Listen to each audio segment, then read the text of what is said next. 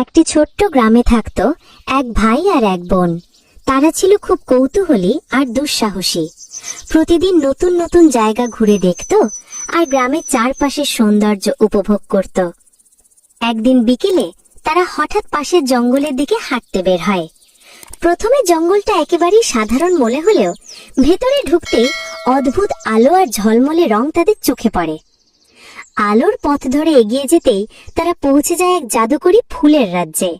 সেখানে ছিল বিশাল রঙিন ফুল, ঝকঝকে রত্ন আর অগণিত ধন সম্পদ।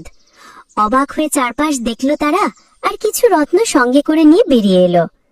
জঙ্গল পেরিয়ে তারা আবার ফিরে এলো তাদের ছোট্ট বাড়িতে। সঙ্গে নিয়ে এলো সেই জাদুকরী ধন সম্পদ। বাড়িতে গিয়ে সবকিছু দেখালো তাদের মাকে। মা খুশিতে দু সন্তানকে জড়িয়ে ধরলেন।